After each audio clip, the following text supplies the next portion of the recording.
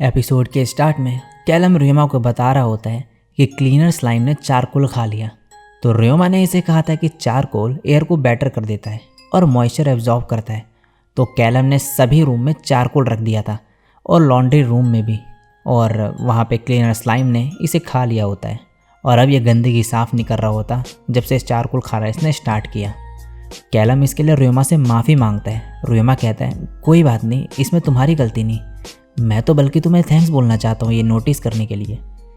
ये cleaner slime evolve हो रहा है। जब स्लाइम इवॉल्व होता है उसकी एबिलिटीज़ और वो जो खाता है वो चेंज हो जाते हैं।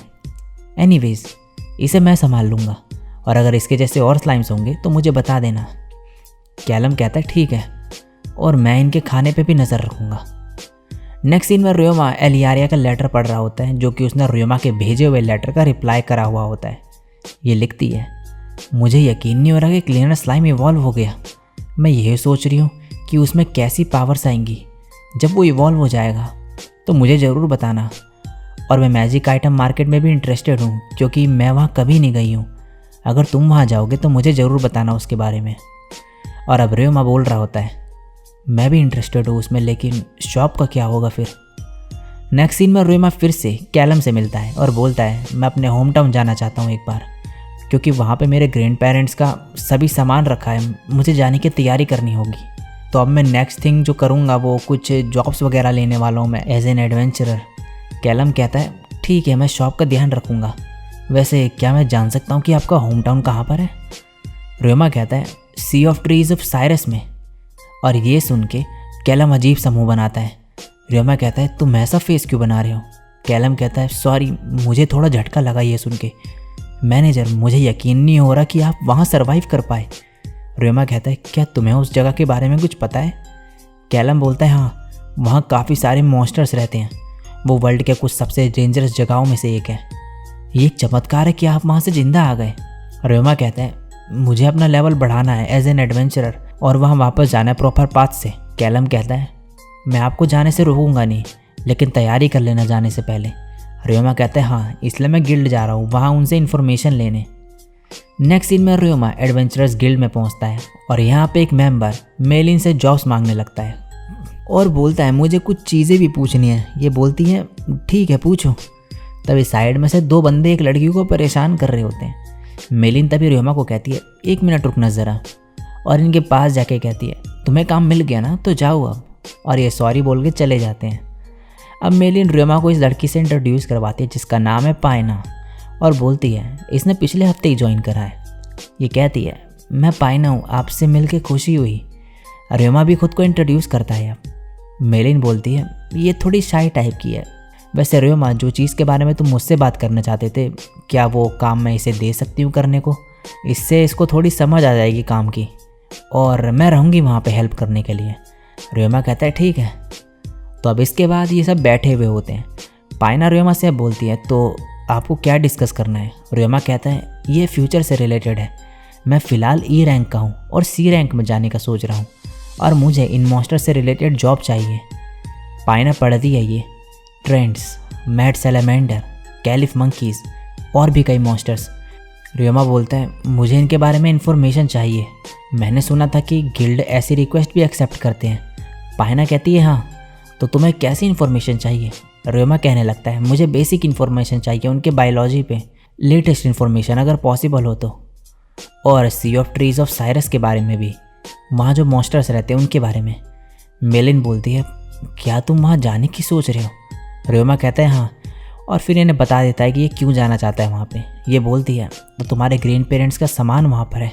आई एम सॉरी, वैसे अगर तुम वहाँ पूरी तरीके से तैयार होने के बाद जाने वाले हो तो हमें तुम्हें रोकने का कोई राइट नहीं है।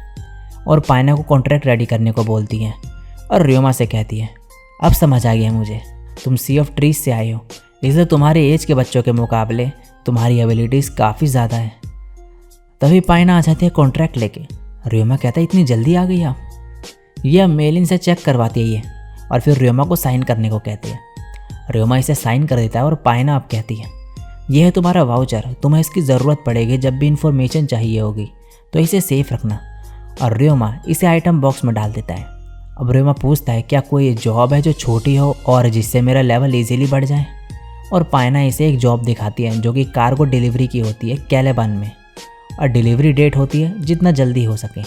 पायना बताते हैं कि वो कुछ कार्गो ले जाना भूल गए थे, तो क्लाइंट चाहते हैं कि कार्गो वहाँ पहुँच जाए 2 दिन के अंदर। मेलिन कहती है ये तो इम्पॉसिबल है। पायना कहती है हाँ, लेकिन उन्होंने कहा है कि वो हमें ब्लेम नहीं करेंगे अगर टाइम पे नहीं पहुँचा पाए तो। लेकिन मैंने अभी इन्हें स्पेस मैजिक यूज़ करते हुए देखा, तो शायद ये टाइम पे पहुँचा देंगे।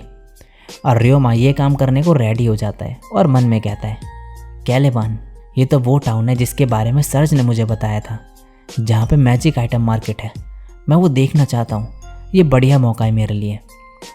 अब नेक्स्ट सीन में र्योमा पहुँचता है कैलेबन टाउन में। यहाँ पे इस बंदे से कहता है यहाँ तो काफ़ी सारे लोग हैं। ये बोलता है हाँ, क्योंकि कल से मार्केट लग जाएगा और इस बार ये एक मैजिक मार्केट होने वाला है। र्योमा बोलता है क्या इसका मतलब है कि और भी कई तरीके के मार्केट होते हैं? ये कहता है हाँ, साल में 6 बार मार्केट लगते हैं।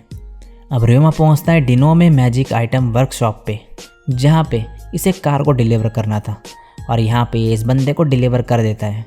ये काफ़ी खुश होता है कि टाइम पर डिलीवरी हो गई और र्योमा को चाय पिलाता है इस बात पे। र्योमा पी के कहता है ये तो कॉफ़ी जैसी लग रही है, और पूछता है कि ये किस तरीके की टी है।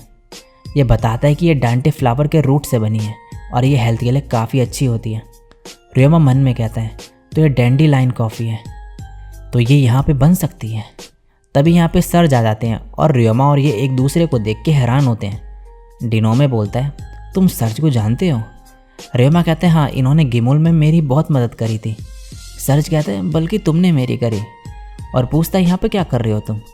र्योमा बताता है कि ये डिलीवर करने आया था, और फिर पूछता है आप क्या कर रहे हो? सर्ज कहता है ये उन मैजिक आइटम वर्कशॉप में से एक है जिसे मैं जानता हूँ, तो मैंने सोचा कि मार्केट स्टार्ट होने से पहले यहाँ पर आ जाऊँ हाई करने। और डिनो में अब खुद को इंट्रोड्यूस करता है र्योमा से, और र्योमा भी। ये सर्ज से कहता है मैं आपको कुछ दिखाना चाहता हूँ, र्योमा तुम भी आ सकते हो। और फिर इन्हें ले जाके यहाँ पे काफ़ी सारी मैजिक कार्स दिखाता है। र्योमा तभी कहता है क्या ये भी एक मैजिक आइटम है? डिनो में बोलते हैं नहीं, ये एक नॉर्मल कैरेज है, एक पड़ोसी ने मुझे ये ठीक करने को बोला था। सर्ज कहता है तुमने तो कहा था कि मैजिक आइटम के अलावा बाकी सभी चीज़ों को मना कर दोगे। डिनो में कहता है इसका एक रीज़न है, मुझे मेरे ग्रैंडसन के लिए पैसे चाहिए जिससे वो एकेडमी जा सके कैपिटल में। और अगर तुम लोग पूछोगे क्यों, तो मेरा ग्रैंडसन एक जीनियस हो सकता है, वो सिर्फ 4 साल का है और उसने ये बनाया, क्या ये ऑसम नहीं? और ये र्योमा को ये दे देता है। अब सर्ज र्योमा से कहता है कि अब क्या करोगे तुम? र्योमा बोलता है पहले एक होटल ढूंढूंगा मैं, और कल मार्केट देखने के बाद ही गिमुल जाऊंगा वापस। सर्ज बोलता है तो तुम मेरे होटल आ जाओ और कल मैं तुम्हें मार्केट भी दिखा दूंगा अगर चाहो तो। र्योमा कहता है थैंक यू। और अब सर्ज इसे होटल में छोड़ के चले जाता है और कहता है कि मैं शाम को मिलूंगा और डिनर साथ में करेंगे हम। तो अब र्योमा पे खाली टाइम होता है और ये सोचता है कि क्या करूँ, तो ये डिनोमे की दी गई इस चीज़ का कुछ बनाने लगता है। अब शाम हो जाती है और सर्ज आ जाता है, और अब ये दोनों डिनर करने आए होते हैं। सर्ज कहता है मैंने तुम्हें कुछ बनाते हुए देखा था, क्या तुम मुझे दिखा सकते हो वो? र्योमा इसे दिखाता है और बोलता है कि ये एक म्यूज़िक बॉक्स है और ये म्यूज़िक प्ले कर सकता है। ये आइटम नहीं बल्कि एक टॉय कह सकते हैं इसे। सर्ज इसे गौर से देखने लगता है और कहता है मैंने पहली बार ऐसा कुछ देखा है। र्योमा कहता है क्या ऐसी चीज़ एग्जिस्ट नहीं करती? सर्ज कहता है नहीं, वैसे म्यूज़िकल इंस्ट्रूमेंट्स हैं लेकिन कुछ ऐसा जो ऑटोमेटिकली म्यूज़िक प्ले करे, ऐसा कुछ नहीं। र्योमा काफ़ी सारे नोबल मैन हैं जो इस टॉय को पसंद करेंगे, इनकी काफ़ी बिक्री हो सकती है। र्योमा कहता है लेकिन मेरे पास एडवेंचरर की जॉब और शॉप भी है देखने को, तो मैं ये बेच नहीं सकता। और तभी इनका खाना आ जाता है। खाना खाने के बाद सर्ज अपनी बात कंटिन्यू करता है और बोलता है अगर तुम बेचना चाहते हो इसे तो किसी और को क्यों नहीं बोलते बनाने को? र्योमा कहता है मुझे पता था आप यही बोलोगे, लेकिन मुझे नहीं पता कि किससे पूछूं।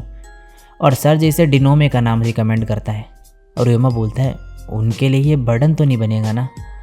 सर्ज कहता है उसके पास 3 अप्रेंटिसेस हैं और उसे अपने ग्रैंडसन के लिए पैसे भी तो इकट्ठे करने हैं। अगर तुम उसे ये काम दोगे तो वो काफ़ी खुश होगा और मना नहीं करेगा। अगर तुम चाहते हो तो मैं डिनोमे से बात कर लूँगा कल मार्केट में। रियोमा कहता है ठीक है। और अब नेक्स्ट सीन में रियोमा एलियारिया को एक लेटर लिख रहा होता है और ये लिखता है, मैं कैलेबन टाउन में आ गया हूँ, वही जगह जहाँ पे मैजिक आइटम मार्केट लगेगा। मार्केट कल ओपन होगा, मार्केट में क्या क्या मिलेगा, मेरा नेक्स्ट लेटर का इंतज़ार करना। और इसी के साथ ये एपिसोड यहीं पे एंड हो जाता है।